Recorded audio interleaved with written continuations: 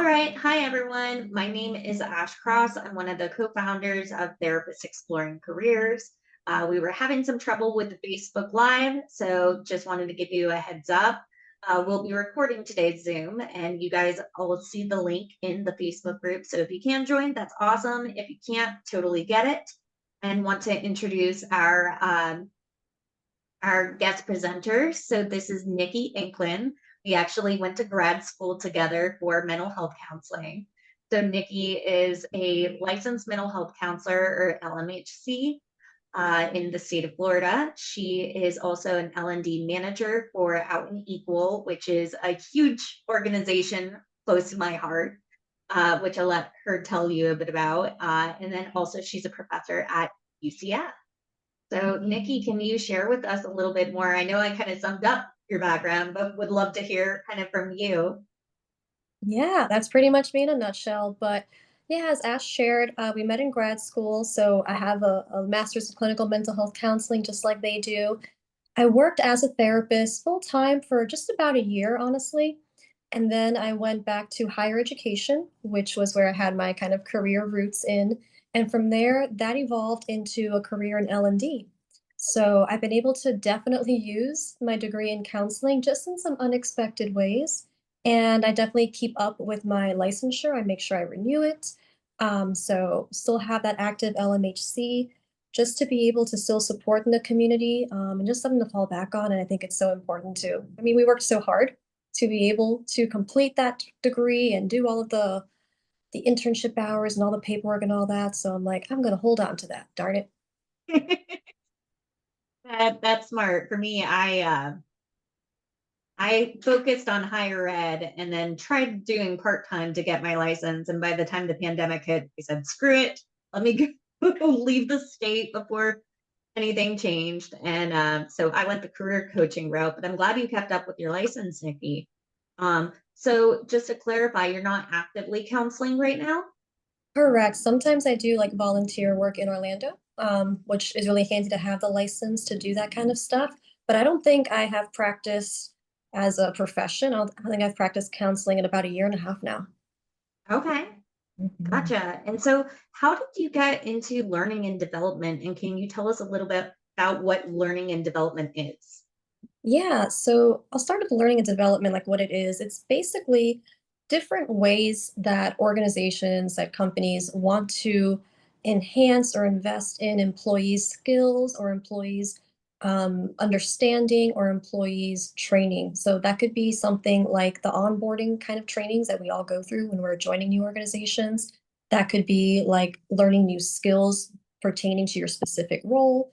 That could be more like HR related, like trainings and workshops that an office offers. So it's a pretty broad category, and we can see it pop up in a lot of different fields and industries.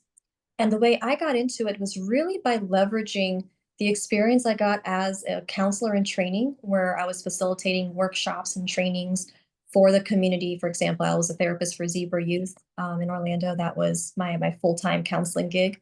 And when I wasn't in individual sessions or group counseling sessions, I was often doing trainings with local law enforcement to talk about LGBTQ plus youth at risk, sort of how to work with the community, just general cultural humility practices. So that kind of interactions I got to have in my counseling roles and my higher education roles, where I was creating learning content, I was facilitating it, I was engaging in pre and post surveys, really leveraging that in my resume and in interviews is what helped me fully transition over into L&D.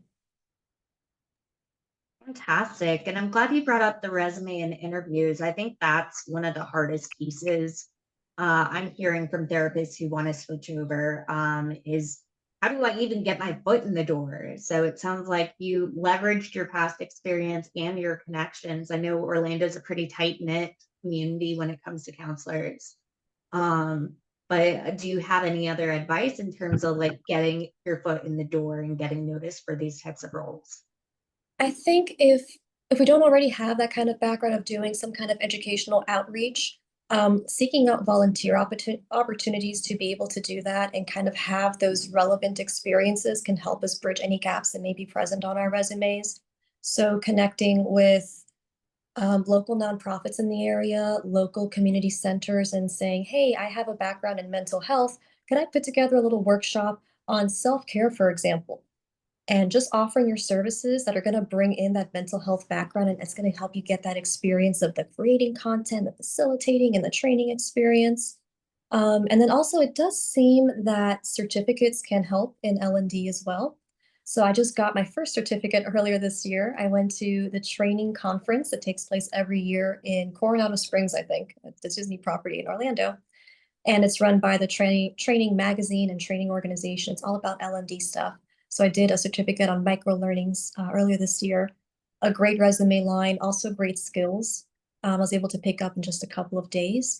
And that organization, training, it's just called training, they have a great variety of free webinars. Like I'm talking hundreds and hundreds, if not thousands, of free webinars. Oh, Uh, wow. so if you're interested in like, okay, I feel really confident that I can put together a strong um, session on some aspect of mental health, but I'm not sure how to put together the visuals of it. There are tons of sessions on there talking about PowerPoint design, for example. Or if you feel really strong in the facilitation piece, but you're not feeling confident in how to write all of this learning stuff, tons of sessions on that too. So Fantastic. yeah, connecting with those resources, super helpful. Highly recommend that. If you could pop them in the Facebook group sometime after this, I would greatly appreciate it because I know last year I tried to pivot into L&D and I kind of got overwhelmed with so many options. Uh, and so I'm curious, before before I switch gears and talk about kind of the tools you use for L&D and everything, you mentioned micro learning. Can you tell us a little bit about what that is? Yeah, so microlearnings are really hot these days in L&D, and microlearnings are going to consist of short, bite-sized informational learning experiences, typically pre-recorded content. But it Like could this? also, yes, like this. But it can also be something more along the lines of like pop quizzes that you're taking as you're doing self-guided independent learning. That's really, really in demand right now because everybody in the workforce is tight on time. We don't have a whole lot of time to sit down for a full length, hour-long learning session or learning experience, but we do have 5 to 15 minutes to watch a quick recording or a quick micro learning of some sort on how to learn a specific skill or how to delve deep into one quick topic, just do a deep dive briefly, and then learn from that. Micro learnings are also, like I said, they tend to be pre-recorded so we can access them easily 24/7, don't have to be tied to our desk. That's especially helpful for hourly workers. So if we're interested in L&D, I think looking at micro learnings and how that is evolving in today's world is going to be super helpful and give us some leverage and talking points when it comes to interviews.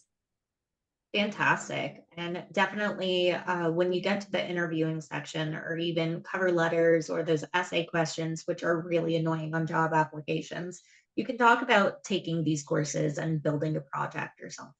Yeah, absolutely. Um, and then there's places like LinkedIn Learning, Udemy. I know a lot of libraries also have some sort of continuing education as well. So those are some additional resources to learn more. I'm curious. So when it comes to L&D, when I was looking at job postings, I saw a platform called Articulate 360 everywhere, and it's for storyboarding. So we don't necessarily need to go into that one, but I'm curious, what are some of the very specific tools that you need to use on a regular basis for your job? Yeah, I'll say I'm kind of lucky in a way. The work I'm currently doing and the work I did in my last sort of L&D related job as well with Advent Health. We didn't use a lot of the instructional design tools like Articulate 360. Those are incredibly helpful, but I'm able to kind of do it a little bit more, maybe old school. So a lot of my tools, for example, PowerPoint is how I design my decks. Mentimeter is a phenomenal platform that's really friendly and accessible. We can upload our presentations, our decks, no matter where we kind of create them. We can turn them into PDFs, put them into Mentimeter. Mentimeter gives us a great way to visually display our content and add really neat interactivity. So in Mentimeter, I can add Ooh. open-ended questions, polls, multiple choice. I can do Q&A at the end of my sessions. And all of the folks who are participating via Mentimeter, who are watching my sessions and responding to questions, they get to do so completely anonymously.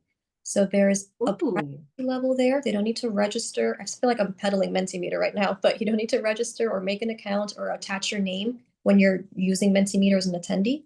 So, for example, if we're going really deep with some personal questions, we're getting people to reflect on experiences of discrimination or microaggressions, they can rest assured that their name's not going to be tied to their responses. Other folks in the call won't be able to kind of figure out who's saying what. So it allows a really unique learner experience and engagement in that way. So PowerPoint is my go-to, very old school with that. Mentimeter I use when it comes to actually facilitate sessions. And what else do I use? I'm still big on outlining with kind of like essay format for my sessions. So I use OneNote a lot to kind of structure my little cue boxes of I'm going to come back and add more information here, but here's the rest of my outline. So just the tools that help me kind of get my ideas onto virtual paper and then get them kind of visually ready via the PowerPoint format. And then Mentimeter is going to help me really get it polished for the facilitation experience.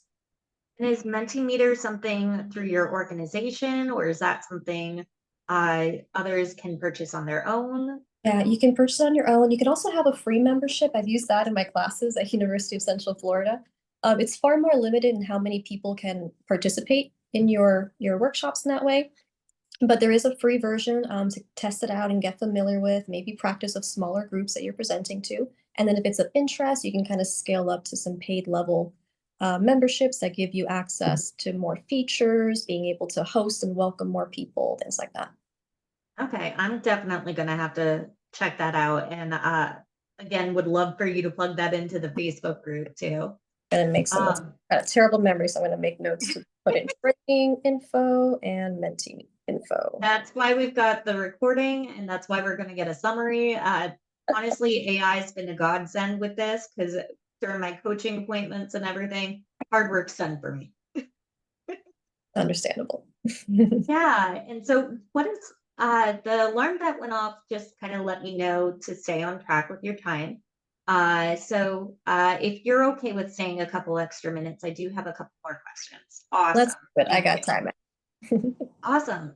So I'm curious, what surprised you the most when you got started in L&D or now when you're working? Yeah. Well, two things surprised me. I didn't expect to really fall in love with stock art as much as I have with L&D.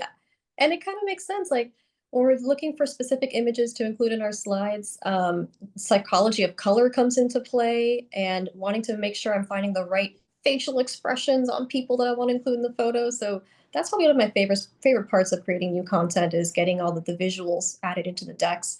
But more seriously, I think what surprised me the most is I kind of felt like at times on my resume and in interviews, I was kind of like BSing it. And I was just trying to draw correlations and connections where it was a bit of a stretch. But once I got these roles and was in it day to day, I'm like, there actually is a lot of transferable skills that come from a counseling background. I was not just making that up to try to sound good in the resume or land my foot in the door, you know.